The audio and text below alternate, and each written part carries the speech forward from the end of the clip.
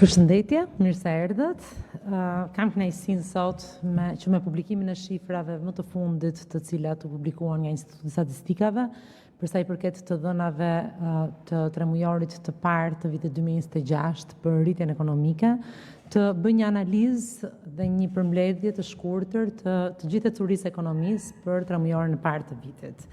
Siç u publike, ekonomia shqiptare në tremujorin e parë të vitit 2026 u rrit me 3.71%, rritje kjo që vazhdon të qëndrojë mbi mesataren e Ballkanit Perëndimor, e vendeve të Ballkanit Perëndimor, e cila rezultoi 3.6% dhe gjithashtu mbi mesataren e Bashkimit Evropian, e cila është ndjeshëm më ulët në nivelin 1%. Sipas sektorëve, ecuria e ekonomisë vijoi të mbajë një shpërndarje të qëndrueshme. Sektorët me rritje dhe me kontribut më të lartë në ekonominë kanë qenë sektori i administrimit, shëndetit publik, arsimit, sektori i aktiviteteve profesionale dhe shkencore dhe teknike, sektori i ndërtimit dhe sektori i pasurive të paluajtshme. Në vlera reale të rritjes, ndërtimi u rrit me 3.33%, tregtia, transporti dhe hotelet u rritën me 1.61%, informacioni dhe komunikacioni u rritën me 2.48%, aktivitetet financiare dhe të sigurimit u rritën me 5%, aktivitetet e pasurive të paluajtshme u rritën me 8.9%, aktivitetet profesionale dhe shkencore u rritën me 7.32%. Dy degët të cilët rezultuan me rënje të aktivitetit ekonomik ishin bujqësia, pyet dhe peshkimi, të cilën rezultuan me një rënje prej 0.49%. Në këtë sektor, në fakt, performanca negative është ndikuar nga sektori i blegtorisë dhe i peshkimit, ndërsa sektori i bujqësisë ka psuar një rritje me 8.7%. Dhe siç do shohim dhe nga analiza më tutje, këto shifra konfirmohen dhe nga treguesit qoftë të ecurisë eksporteve në këtë sektor, që është një parafrues shumë i mirë për zhvillimin e sektorit bujqësor. Nga ana tjetër, sektori industrisë, e cila përbën shumë në ndeg, ka pasur një performancë negative, ka rënë me aktiviteti është ndalësuar me 2.17%. Ky aktivitet është ndikuar kryesisht nga aktivitetin në industrinë nxjerrëse dhe ato tekstile, ndërsa sektori i energjisë elektrike, por edhe industria përpunuese ushqimore kanë rezultuar me rritje dhe konkretisht industria ushqimore është rritur me 10.6%, ndërsa energjia është rritur me 8.34%.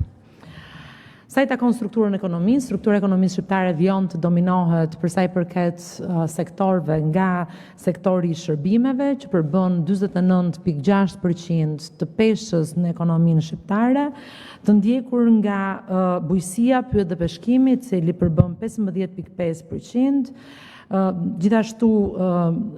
industria 10.2% dhe ndërtimi me 10.7%. Nga ana e shpenzimeve, rreth 72.99%, pra 73% e shpenzimeve ndikohen nga konsumi familjar, i cili gjithashtu për tremujorin e parë të vitit rezultoi me një rritje prej 3.94%. Siç thash, pra 70% e metodës së shpenzimeve përbëhet nga konsumi familjeve, ndërkohë që edhe investimet që përbën një peshë të rëndësishme në zhvillimin ekonomik të vendit kanë vijuar të rriten me 3.94% në tremujorin e parë të vitit 2026. Sa i takon aktivitetit të tregtisë së jashtme, qoftë eksportet e mallrave të shërbimeve, qoftë importet, kanë qenë me rritje në tremujorin e parë të këtij viti. Eksportet janë rritur me 9.36%, ndërsa importet janë rritur me 7.39%. Si tregues kryesor të stabilitetit makroekonomik, ne bëjmë një analizë çdo tremujor, sa herë ka publikimet të Institutit Statistikave apo të dhënave të Bankës së Shqipërisë, dhe kemi parë që treguesit kryesor tregojnë për një ekonomi e cila mbetet e qëndrueshme dhe tregues makroekonomik të cilët tregojnë jo vetëm qëndrueshmëri të rritjes së momentit, por edhe qëndrueshmëri ndaj krizave që mund të vinë në të ardhmen. Kështu Konkretisht, borxhi në tremujorin e parë të vitit ra në nivelin 48.8% nga 54.1% që ishte në tremujorin e parë të vitit 2025. Sa i takon investimeve të huaja direkte, kanë vijuar të rriten. Fluksi i investimeve të huaja direkte për tremujorin e parë të vitit ishte 400 milion euro, me rritje prej 11.9% në krahasim me tremujorin e parë të një viti më parë të vitit 2025, ndërsa në nivel stoku investimeve të huaja direkte tashmë ka arritur në nivel 17.4 miliard euro, me rritje me 12.2% në krahasim me tremujorin e parë të vitit 2025. Sa i takon rezervës valutore, ajo është në nivelin 7.6 miliard euro, në rritje me 12.5%. Rezerva valutore është e rëndësishme për të kuptuar se ekonomia shqiptare është e qëndrueshme ndaj të gjithë goditjeve që mund të vinë nga luhatjet e ekonomisë botërore. Po të ndalim tek investimet e huaja direkte, sigurisht faktor i rëndësishëm në zhvillimin ekonomik të vendit. Mund shohim se pjesa më e madhe e investimeve, e flukseve të investimeve ka ardhur nga Austria, kanë qenë rreth 60 milion euro të ardhura nga Austria, e ndjekur nga Italia me 49 milion euro, Hollanda me 48 dhe kështu Turqia, Kosova me radhë. Sa i takon fluksit të investimeve të sektorëve në të cilët janë përqendruar ato, ne kemi 42.5% të investimeve janë përqendruar në aktivitetet e pasurive të paluajtshme, të ndjekur me 16.8% nga aktivitetet financiare dhe të sigurimit, e më pas 9.4% energjia elektrike, uji dhe gazi. Këto janë sektorët kryesorë të cilët kanë tërhequr investimet e huaja në vend. Financimi i konsumit, siç thash, konsumi këtë tremujor u rrit me gati 4%. Financimi i konsumit ka ardhur nga të gjitha burimet. Ne kemi pasur një rritje të pagave, e cila ka qenë e qëndrueshme gjatë viteve të kaluara. Për tremujorin e parë të vitit 2025, pagat mesatare ka arritur në nivelin 90.000 lekë, me rritje prej 9.6% në krahasim me tremujorin e parë të vitit 2025. Pensionet gjithashtu kanë vijuar të rriten me 2.7%. Remitancat, që janë një tjetër burim i të ardhurave të disponueshme të familjeve shqiptare, janë rritur me 9% dhe të gjitha shifrat kanë rezultuar në një rritje prej 3% të ardhurat disponueshme për qytetarët shqiptarë. Sa i takon dinamizmit të bizneseve, gjatë muajve, 5 muajve të parë të vitit, kemi parë një vijim të incentivës për bizneset që të regjistrohen. Konkretisht janë 9.591 bizneset të reja, të cilat janë regjistruar në këtë 5 mujor të parë të vitit, të cilat gjithashtu në total kanë rezultuar në një qarkullim më të lartë të bizneseve në ekonominë shqiptare. Në total, bizneset shqiptare kanë qarkulluar për 5 mujorin e parë të vitit 142.8 miliard lek më shumë se sa në 5 mujorin e parë të vitit 2025, ose konkretisht një rritje prek 9.3%. Sipas sektorëve, rritja më e lartë të shënuar në sektorin e shërbimit me 21%, sektori tregtisë me shumicë dhe pakicë është rritur me 10%, sektori prodhimit është rritur me 3% dhe sektori ndërtimit është rritur me 6%. Ngadalësim ka pasur vetëm sektori i transportit,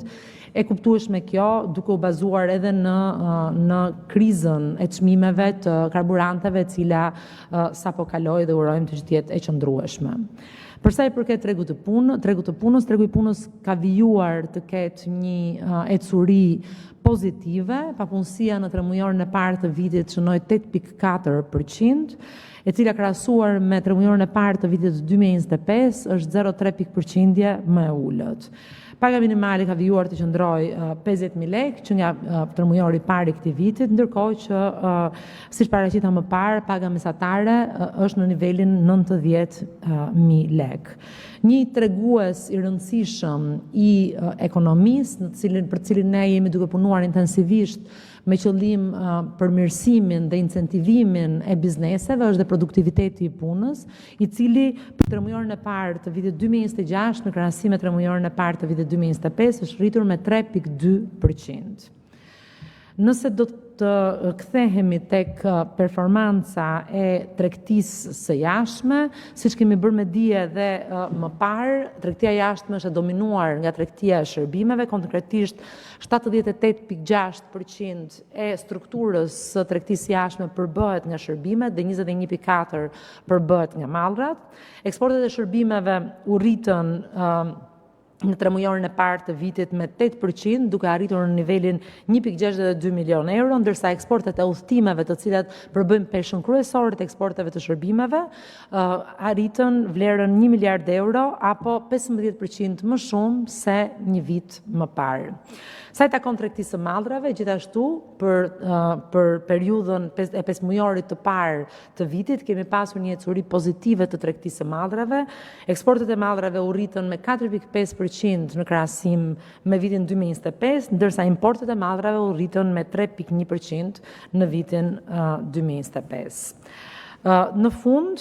për sa i përket strukturës së tregtisë së jashtme, ne shohim që kemi pasur një ecuri pozitive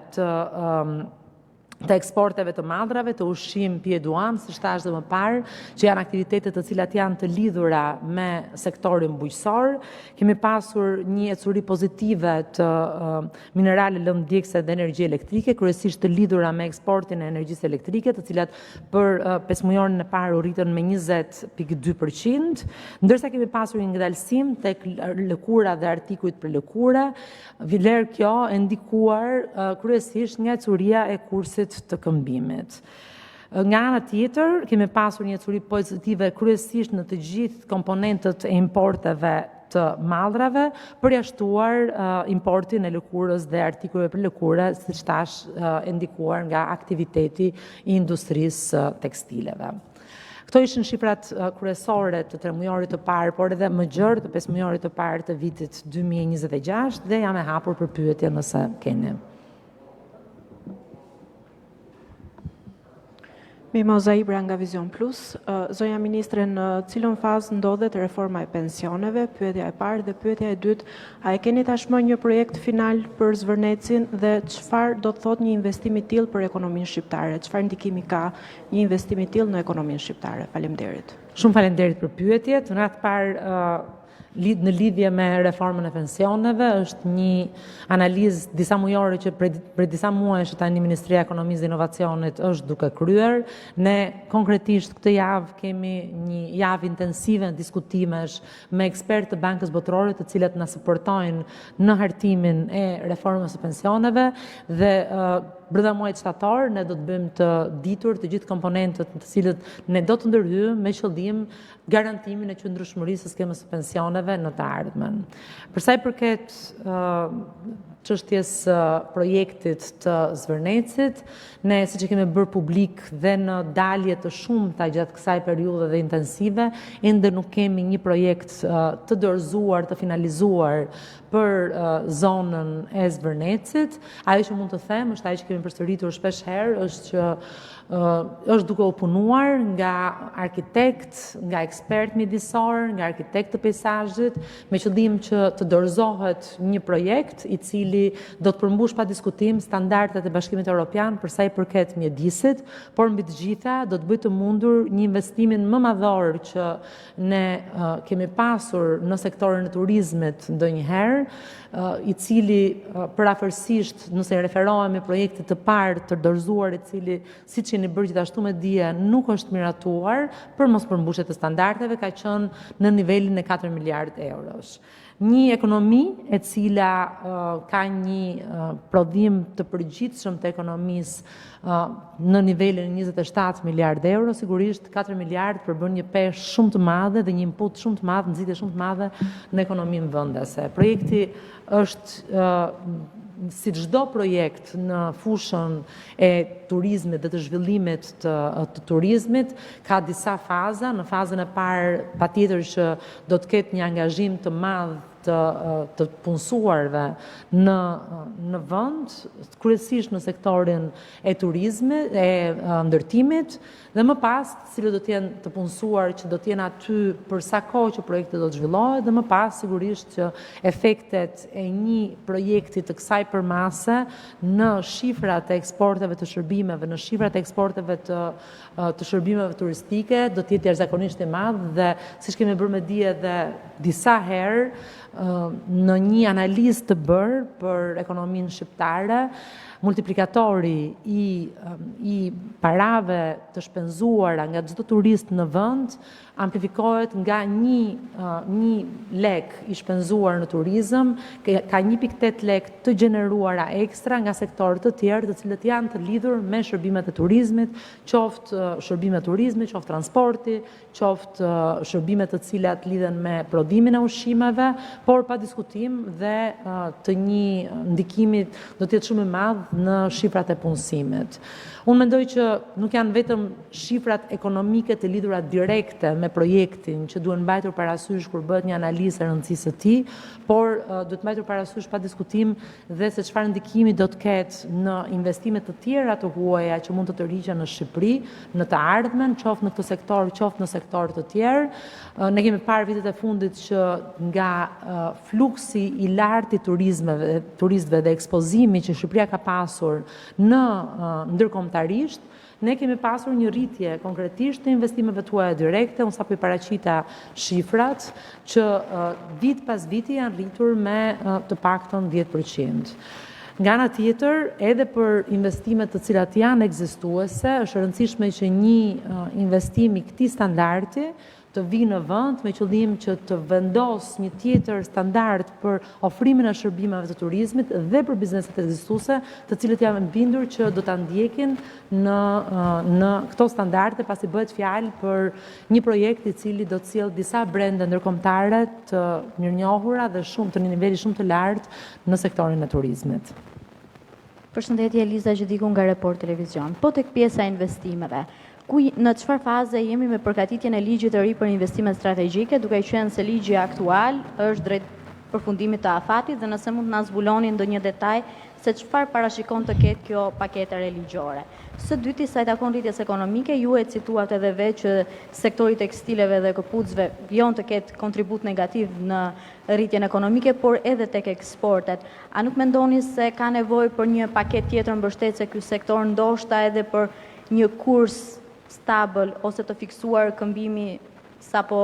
të dalë nga situata e krizës dhe diçka të fundit për pensionet. Ju e cekët pak që do të kemi indeksimin në një korrik. Çfarë ndodh në 6 mujorin e dytë në rast se inflacioni do të rritet më shumë se sa 6 mujori i parë i vitit? Faleminderit. Shumë faleminderit për pyetjet. Në radhë të parë për sa i përket ligjit të investimeve, ne kemi marrë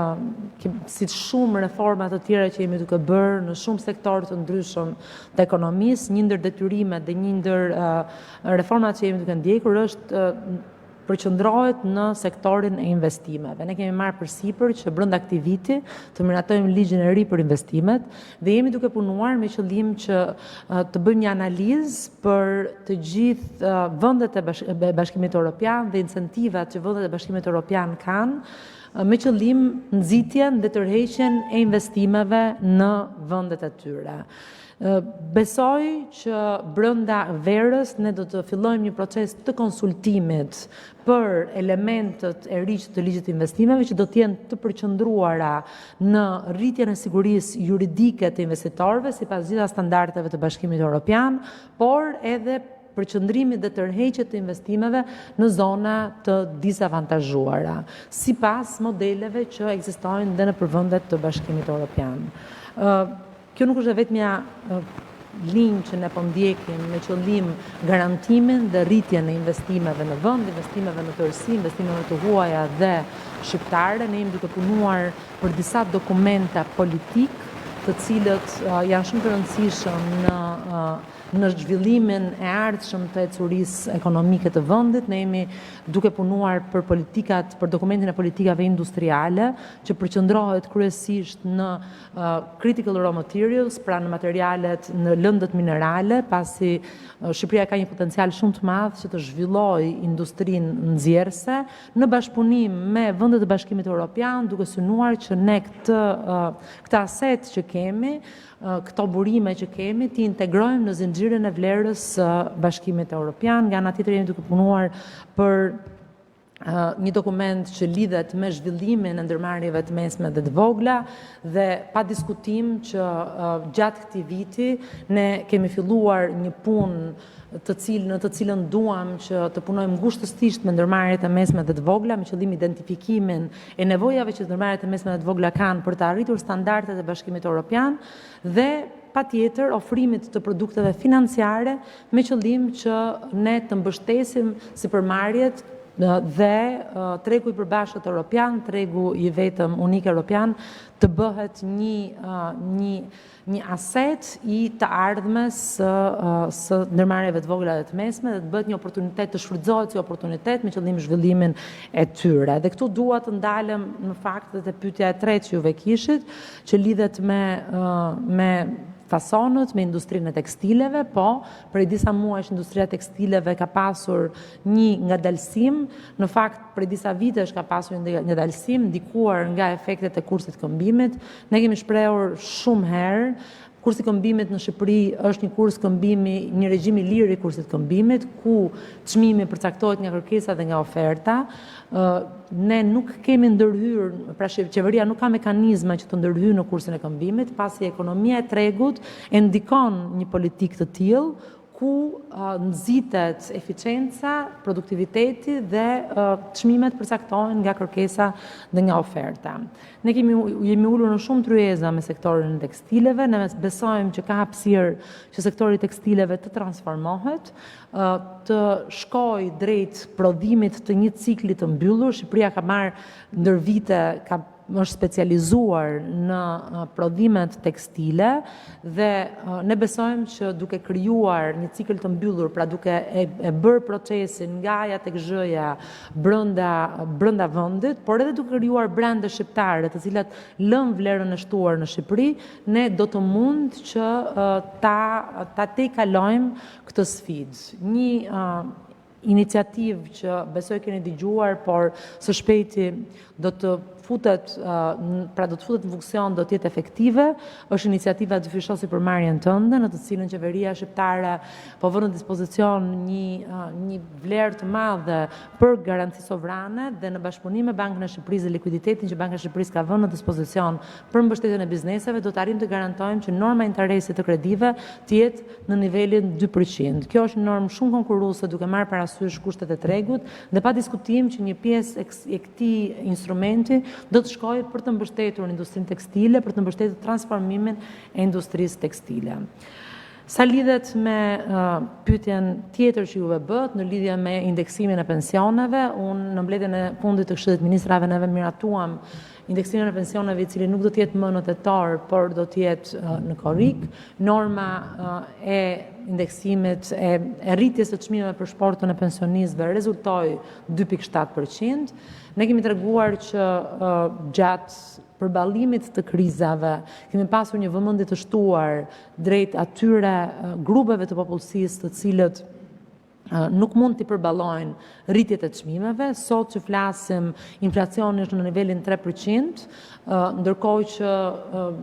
është në targetin e Bankës së Shqipërisë, pra nuk gjykohet se jemi në kushtet të një situate ku rritja e çmimeve është problematike, po pa diskutim që në çdo lloj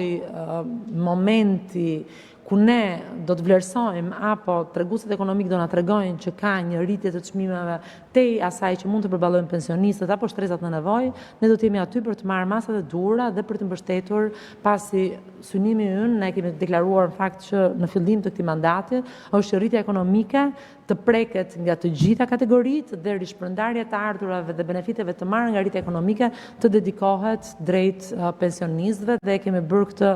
nëpërmjet disa politikave që tashmë kemi ndërmarrë për rritjen e të ardhurave të pensionistëve.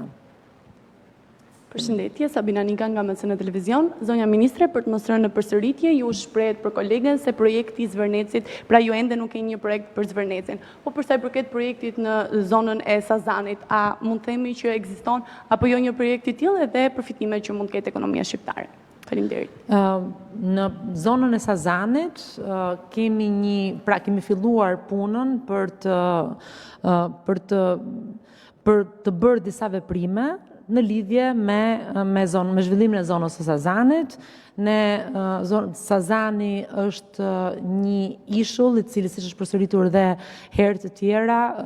do të mbetet në pronësi të shtetit shqiptar. Shteti shqiptar në atë projekt do të futet si bashk investitor, bashk pronar. Jemi duke negociuar me kompaninë për sa i përket përqindjes që shteti do të ketë në zhvillimin e projektit dhe pa diskutim që sapo të kemi një pasqyrë më të qartë se si do të jenë kushtet, sa përqind do të jetë shteti shqiptar dhe kohët e lëvrimit të projektit, do t'i bëjmë transparente. Faleminderit.